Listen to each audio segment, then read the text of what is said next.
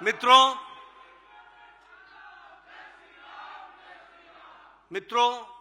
मैं बारंबार बोलता हूं, आप सब लोग भी राजनीति में विभिन्न जिम्मेवारियों पर काम करते रहे हैं और आज भी आप कर रहे हैं।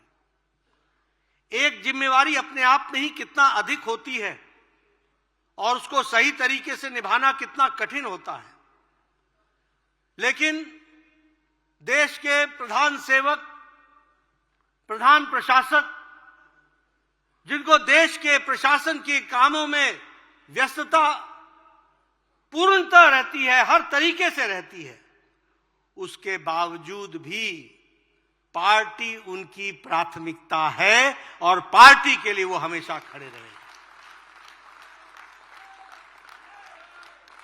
यह हम सबके लिए बहुत ही सौभाग्य की बात है कि जिनकी प्रायोरिटी में पार्टी कैसे आगे बढ़ेगी, कैसे आगे पार्टी चलेगी, किस तरीके से हम कैसे पार्टी को आगे बढ़ा सकते हैं, कण जिसको हम कहते हैं सेकंड हर पल इस बात की चिंता करने का काम मैंने प्रधानमंत्री मोदी जी को देखा है।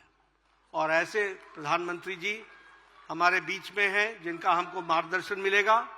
मैं पुनः उनका हार्दिक अभिनंदन और स्वागत करता हूं। मित्रों, मैं इस महाधिवेशन में आप सब लोगों का भी तहे दिल से हार्दिक अभिनंदन करता हूं, स्वागत करता हूं। मैं आपका अभिनंदन इसलिए भी करता हूं, मैं आपका लोगों का अभिनंदन इसलिए भी करता हूं कि आप लोगों को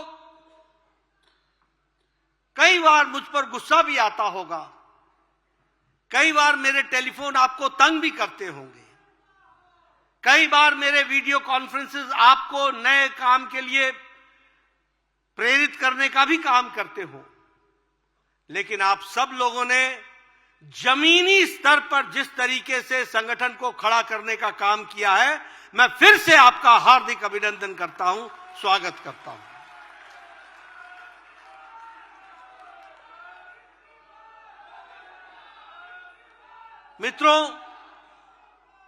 मित्रों, 7 दशक के भारतीय जनसंघ और भारतीय जनता पार्टी के इतिहास में हमने हर कालखंड को देखा है।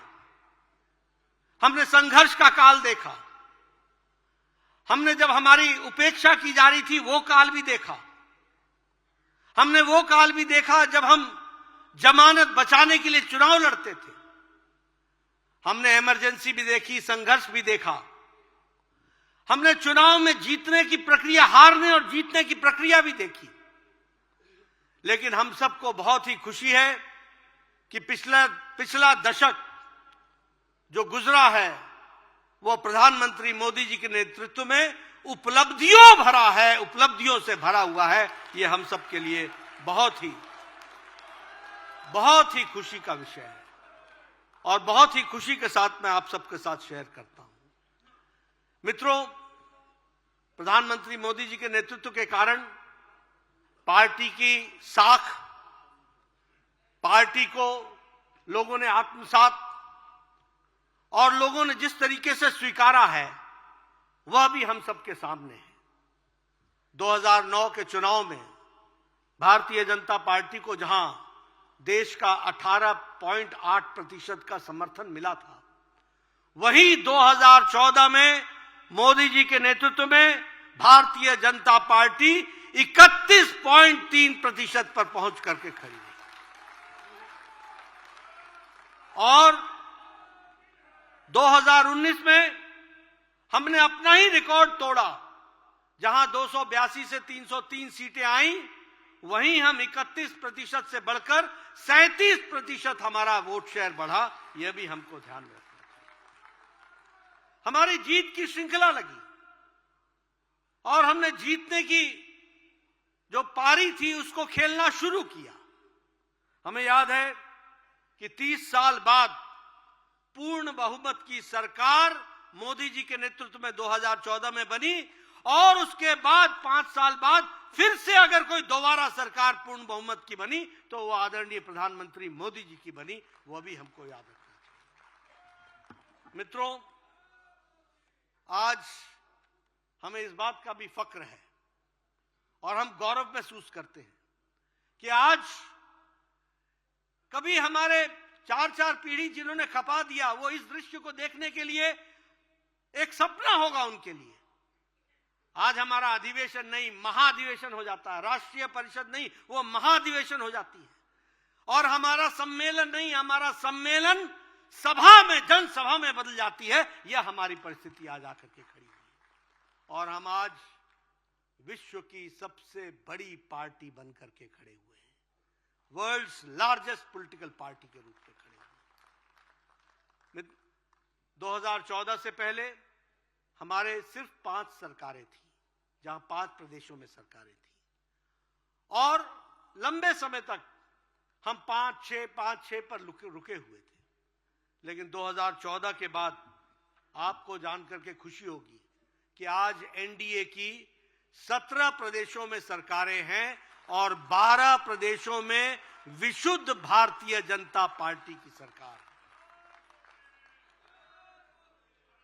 हम उस समय 2014 से पहले लगभग 17.5 की जनसंख्या का प्रतिनिधित्व करते थे। आज हम 58% की जनसंख्या पर प्रतिनिधित्व करते हैं। ये भारतीय जनता पार्टी की सरकारों का और आदरणीय प्रधानमंत्री मोदी जी के कारण हुआ है। आज अगर हम देखें तो अभी 2019 से मैं जीत की श्रृंखला आपके सामने रख रहा हूं। 2019 में और 19 के बाद जो हमारे 26 प्रदेशों में चुनाव हुए, उस 26 में से 16 प्रदेशों में भारतीय जनता पार्टी ने अपनी विशुद्ध सरकार बनाई है। 16 चुनाव हम जीते, 16 चुनाव हम जीते। और अगर हम बाई इलेक्शन की बात करें तो विधानसभा में लगभग 100 इलेक्शन, 100, एक सेंचुरी बाई इलेक्शन हमने इन पिछले 5 वर्षों में जीता है। और उसी तरीके से 8 लोकसभा के चुनाव हुए हैं बाई इलेक्शन, उस 8 में भी 6 लोकसभा भारतीय जनता पार्टी ने जीती है। यह हमारा रिकॉर्ड है। हमारे जो लोकल बॉडी के इलेक्शंस होते हैं उसमें हमने 9,836 सीट्स हमने जीती हैं और आपको जानकर खुशी होगी कि 186 स्थानों पर हमने म्युनिसिपल कॉरपोरेशन में अपने आप की जीत हासिल कराई है और अपने मेयर बनाए हैं। इसको भी हमको ध्यान में रखना चाहिए। अगर हम असेंबली इलेक्शन की बात करें तो उत्तर प्रदेश में हम जहां 2017 में पूर्ण बहुमत में आए, वहीं हम 34 साल बाद फिर से दोबारा अगर कोई सरकार आई तो भारतीय जनता पार्टी की सरकार आई। उत्तर प्रदेश में हम तो दूसरी बार। मैं जब जीत की बात करता हूं तो आपको लगेगा कि जीत की बात कर रहे हैं, मैं इसमें वेस्ट बंगाल भी जोड़ना चाहता हूं। मित्रों, हमारी वोट परसेंटेज वेस्ट बंगाल में 10% थी। हमारी सीट की संख्या 3 थी विधानसभा में।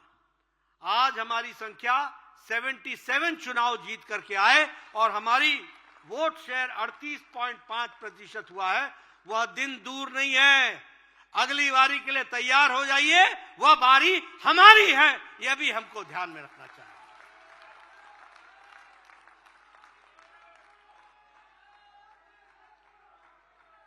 गुजरात में हम 1997 से लगातार सरकार बना रहे हैं। यह छोटी जीत नहीं है। लगातार इतने सालों से सरकार बनाना, सरकार में रहना, और वहां एंटी इनकम्बेंसी नहीं, प्रो इनकम्बेंसी होती है। प्रो इनकम्बेंसी का वोट पड़ता है। यह भी हमको ध्यान में रखना चाहिए। आज हरियाणा में 2014 के बाद हमने पहली बार सरकार बनाई। मुझे याद है जब मैं हरियाणा के चुनाव के प्रचार में जाता था, हम बोलते थे सरकार बनाएंगे, तो 2014 के पहले लोग हमारा उपहास करते थे, कहते थे तो साहब आप पूरी सरकार बनाएंगे। सोचते थे कि संभव नहीं है। लेकिन 2014 के बाद हमारी सरकार बनी और फिर से 2019 में दोबारा हमारी सरकार बनी। यह हरियाणा में हुआ है। असम में हम कभी कल्पना नहीं कर सकते थे कि हमारी सरकार बनेगी। कभी कल्पना नहीं कर सकते थे। पूर्व का इलाका सोचते थे यहां 20 सीटें आ जाएंगी। मैं चुनाव, मुझे याद है 2014 का भी चुनाव, 2012 का भी चुनाव याद है, 2011 में भी हमको याद है असम में हमारी क्या स्थिति थी।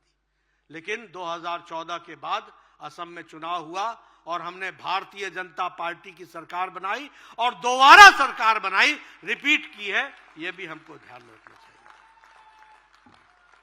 बिहार में हमने एनडीए में सबसे ज्यादा सीट जीत करके आए और हमारी अभी सरकार वहां है।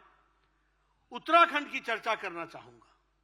पहाड़ी प्रदेश में बोलते थे अदला बदली, एक बार तुम्हारी एक बार हमारी, लेकिन उत्तराखंड में भी हम सरकार में आए और दोबारा सरकार में आए, डबल समय पहुंचे, वो भी हमारी स्थिति रही।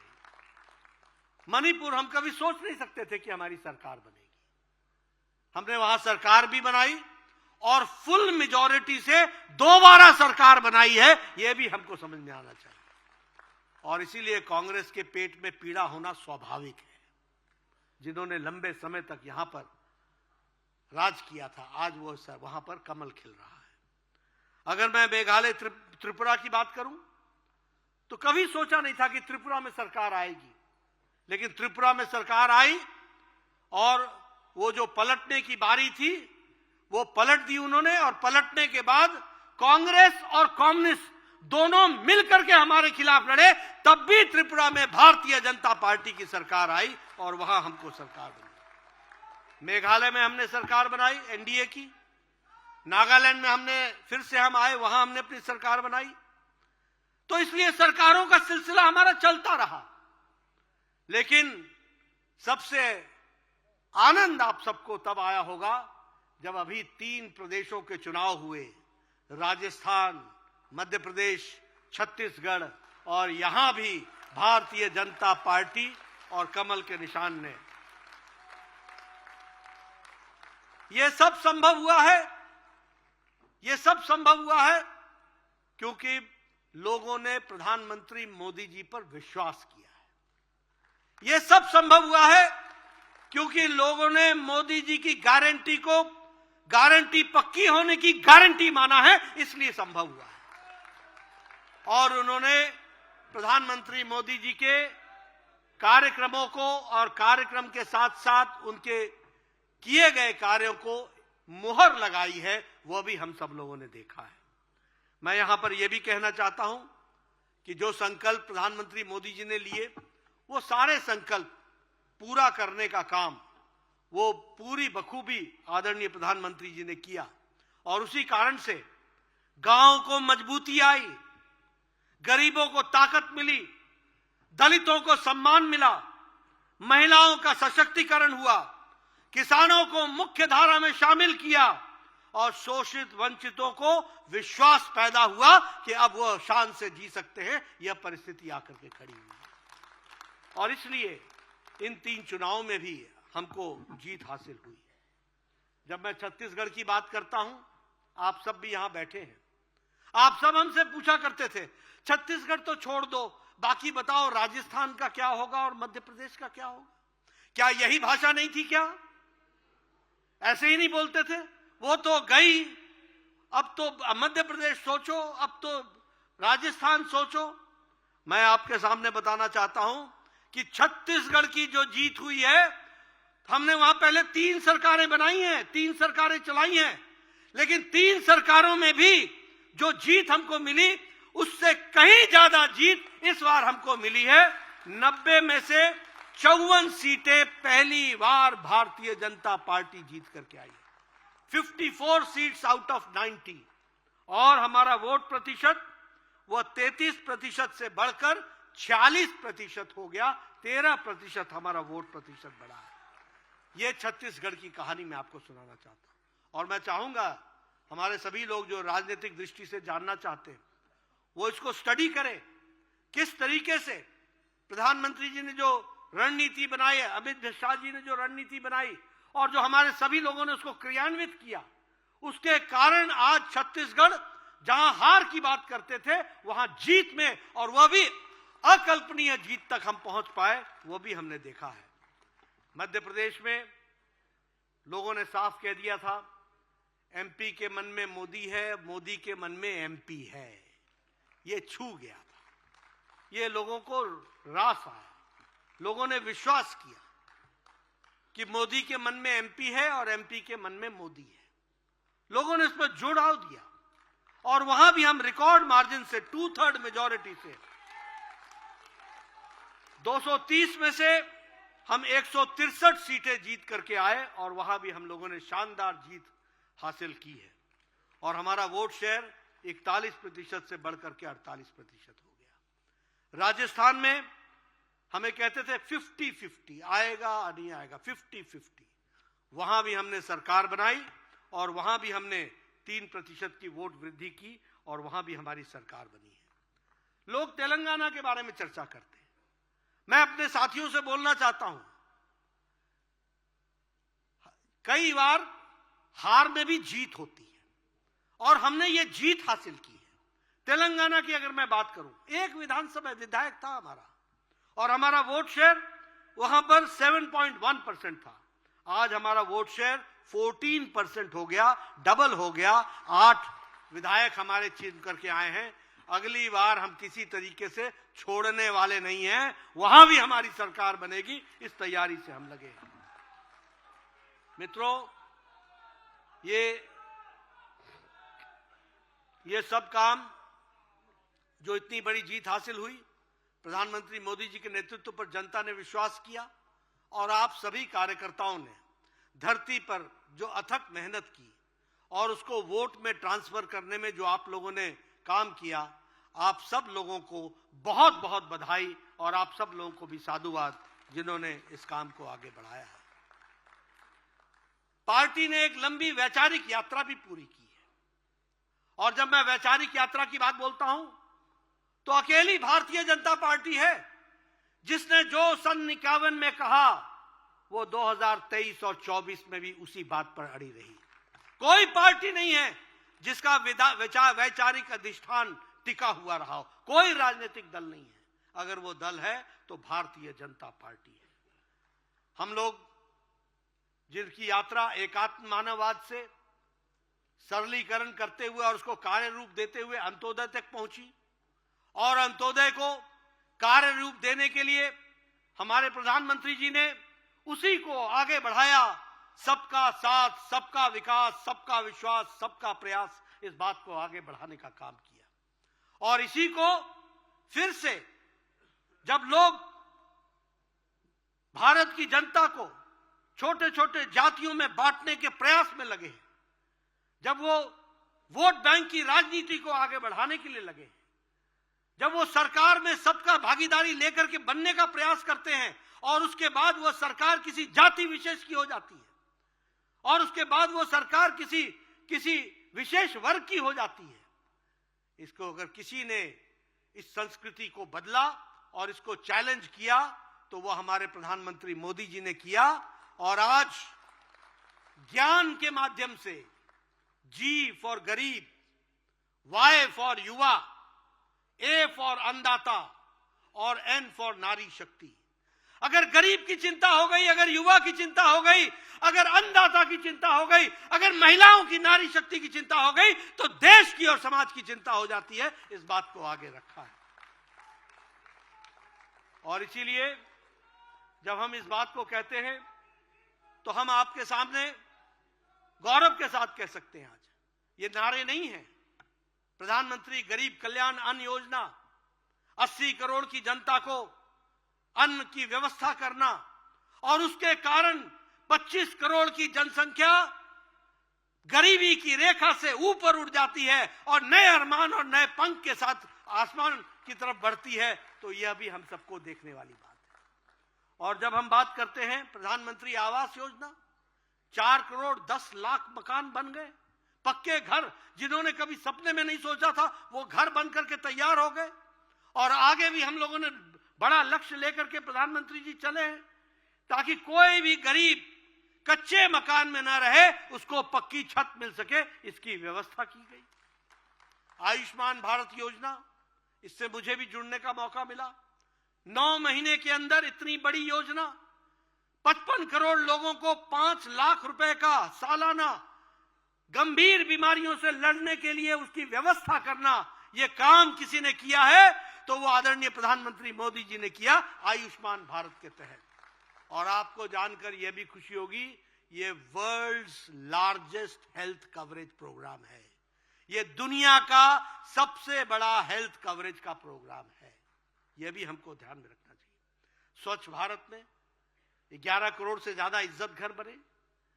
बहुत से लोग हमारे उत्तर प्रदेश से आए हैं, बिहार से आए हैं, बहुत से लोग पूर्व से आए हैं। उन्होंने देखा है अपने जीवन में हमारी बहनें, हमारी माताएं पानी का लोटा लेकर के सड़कों पर किस तरीके से वो अपने दैनिक नित्य कर्म के लिए उनको किस तरीके का अमानवीय स्थिति देखनी पड़ती थी।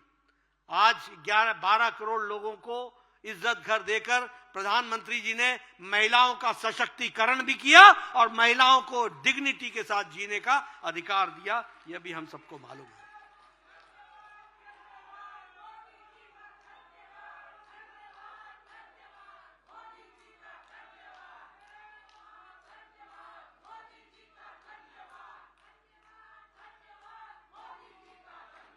उज्ज्वला योजना, उजाला योजना, मैं थोड़ा समय लेना चाहूंगा प्रधानमंत्री जी, लेकिन मैं बताना चाहता हूं, मैं गांव से, पहाड़ से आता हूं।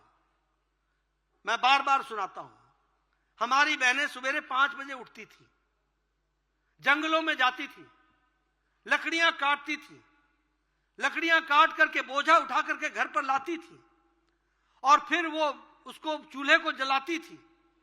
फूकनी से लेकर के वो फूक फूक करके चूल्हा जलाती थी। 200 का सिगरेट का धुआं अपने छातियों पर लेती थी। यह समय भी हमने देखा है। लेकिन आज उज्ज्वला योजना में 11 करोड़ से ज्यादा बहनों को जिस तरीके से आज गैस का कनेक्शन मिला है, उनको जो सशक्तिकरण हुआ है, वह हम सब लोगों को एक तरीके से पूरी ताकत के साथ महिला सशक्तिकरण हुआ है। सौभाग्य योजना, 2 करोड़ 62 लाख लोगों का इलेक्ट्रिफिकेशन, 18,000 गांवों में बिजली पहुंचाना, यह बहुत बड़ी बात है। इसने देश में एक तरीके से जिन लोगों ने कभी, जिन गांव ने कभी बिजली नहीं देखी थी, आप कल्पना कीजिए कैसा देश होगा, कैसे गांव होंगे, कैसा प्रदेश होगा।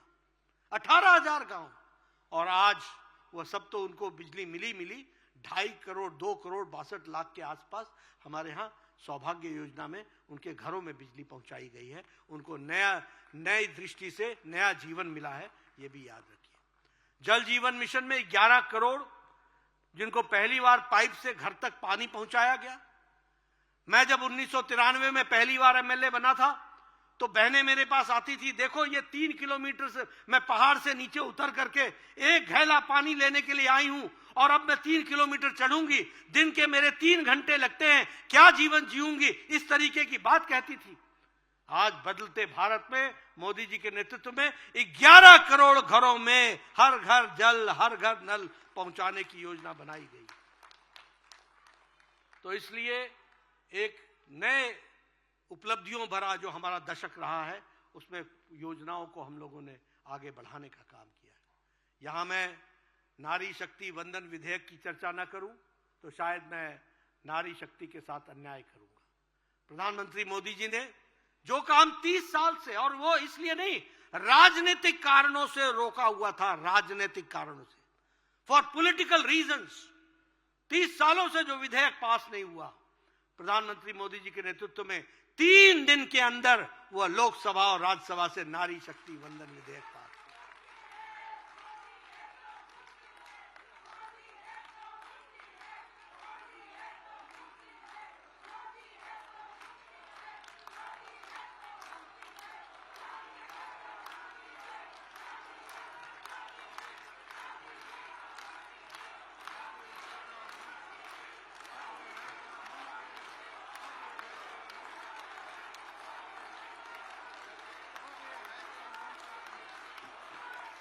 बोली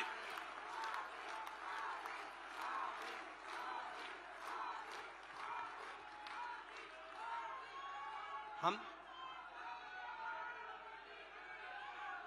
आप सबके दिलों में आदरणीय मोदी जी का जो कर्तृत्व है,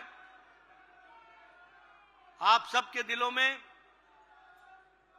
जो मोदी जी का कर्तृत्व है वो दिलों में बसा हुआ है और इसी कारण से आप प्रेम पूर्वक उनको याद करते हैं और उनके नेतृत्व को हमेशा आगे बढ़ाने के लिए हम सब लोग तत्पर रहते हैं। मैं यहां यह भी बताना चाहता हूं कि लंबे समय से हम सब लोग काम कर रहे हैं। मंच के ऊपर और सामने बैठे बहुत से ऐसे कार्यकर्ता हैं जिन्होंने 4-4 दशक से काम किया है, 3-3 दशक से काम कर रहे हैं, लंबे समय से काम कर रहे हैं। एक नारा, वैचारिक पक्ष की बात बोलता हूं, एक नारा हम हमेशा लगाते थे और वो नारा होता था, एक देश में 2 निशान, 2 प्रधान, 2 विधान नहीं चलेंगे। ये हमारा नारा होता था। हम नारा लगाते थे, हमारा विश्वास था। मुझे याद है एकता यात्रा में आदरणीय मोदी जी डॉक्टर जोशी जी के साथ लाल चौक पर जाकर के उन्होंने झंडा फहराया था। हमने वो भी दिन देखा है। और उस दिन भी प्रधानमंत्री जी ने कहा था, जिसने मां का दूध पिया है वो 26 जनवरी को आ जाना, हम वहीं झंडा फहराएंगे। ये वाक्य उन्होंने कहे थे। और वहां तो झंडा फहराया ही, लेकिन इसी दशक में 6 जुलाई को, 5 जुलाई और 6 जुलाई या 6 अगस्त, 5 अगस्त और 6 अगस्त को प्रधानमंत्री मोदी जी की इच्छा शक्ति ने धारा 370 को धाराशाही कर दिया। यह भी हम सब लोगों ने देखा। और हमारे गृह मंत्री अमित भाई शाह जी की रणनीति ने धारा 370 को सदा सदा के लिए समाप्त कर लिया। वह भी हमने देखा। हमने वो भी समय देखा, मैं उस समय युवा मोर्चा का कार्यकर्ता होता था, जब 1989 में पालमपुर में अधिवेशन हुआ था, राष्ट्रीय कार्यकारिणी हुई थी हिमाचल में, हमारे प्रदेश में, और वहां पास हुआ था कि हम राम मंदिर के बनने के रास्ते को प्रशस्त करने के लिए प्रयास करेंगे, 1989। और उसके बाद हमने वर्षों नारे लगाए, राम लला हम आएंगे, मंदिर वहीं बनाएंगे, हम कहे मंदिर वहीं बनाएंगे, ये नारे हमने लगाए। बीच में कुछ लोगों ने उपहास भी किया और कहा, राम लला हम मंदिर वहीं बनाएंगे, तिथि नहीं बताएंगे, या तिथि कब बताएंगे। तो हमने कहा कि आपको तिथि भी बताएंगे और आप जरूर आएंगे। आप आए नहीं, ये आपके कर्म थे, लेकिन 22 तारीख को आदरणीय प्रधानमंत्री जी ने 11 दिन का कठोर अनुष्ठान करने के बाद रामलला का प्राण प्रतिष्ठा का प्रतिष्ठान किया। वह भी हम सब लोगों ने देखा।